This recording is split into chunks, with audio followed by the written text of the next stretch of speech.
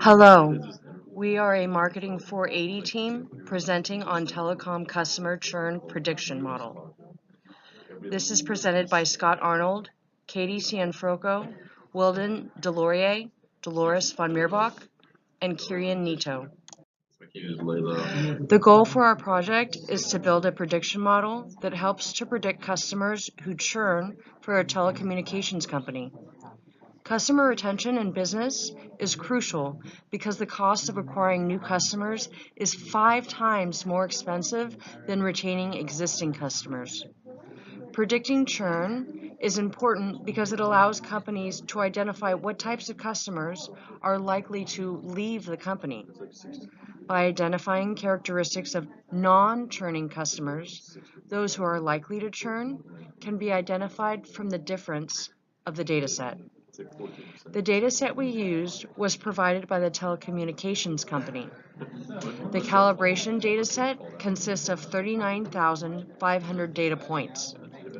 Each record in the dataset contains extensive information about each customer. It also includes whether the customer churned, represented with a 1, or did not churn, represented with a 0. We call these binary denotations. Since our goal is to build a model that predicts who will not churn, customer churn is our dependent variable. There were 3 predictors with notable impact on the likelihood of not churning. These were mean monthly minutes of use, low retention calls made to the retention team, and the percentage change in minutes of use. A customer with a high monthly minutes of use is less likely to churn. This relationship is illustrated by a positive coefficient of 0.0001. We also found that the number of calls previously made to the retention team impacts churn rate. We found that customers who have little to no retention calls made to the retention team are significantly less likely to churn. Regarding the percentage change in revenue variable, we noticed that a decrease in this variable will increase the confidence of that customer not churning. This is proven by the negative 0.002 coefficient per unit for that variable. The model we chose for our final prediction model is a logistic regression. We used 14 predictors to build our model. These predictors proved to be the most accurate in predicting the likelihood of a customer to not churn. Upon identifying customers who are likely to not churn, churners can be identified from the difference of the total dataset. After a lot of trial and error, smashing of keyboards, and ripping hair out, we built a prediction model that we are proud of. When determining the prediction model that is most accurate, we compared 3 different models: naive Bayes, logistic regression, and a naive model. The model that resulted in the highest overall accuracy was the logistic regression model. The overall accuracy of this model for predicting who will not churn is 60.66%. The sensitivity for our logistic regression model is 57.62%, and the specificity is 64.1%. Our model is less sensitive to the prediction and is more specific to who will churn. Here, it is easy to see the color-coded impact the variables have on the outcome of the prediction. Impact on a churn prediction is supported by the variables change in revenue, change in minutes used, retention calls, equipment days, set price, and 5-tiered recurring charges. The most impactful influence to support a churn prediction was change in revenue. Conversely, a strong contradictor to predicting churn is change in minutes used. Meanwhile, for a non-churn prediction, the variables in red contradict the prediction a customer will not churn.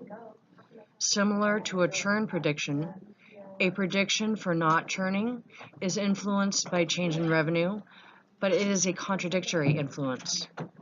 The least significant predictor supporting both churn and non-churning predictions alike was set price. Since we found that the more calls a customer makes to the retention team, the more likely they are to churn, we can recommend that the telecommunications company heavily promotes their customer service department. Increasing customer relationship management efforts would benefit customers who feel frustrated with current services. They could start a 24/7 call number or chat option that's available on their website.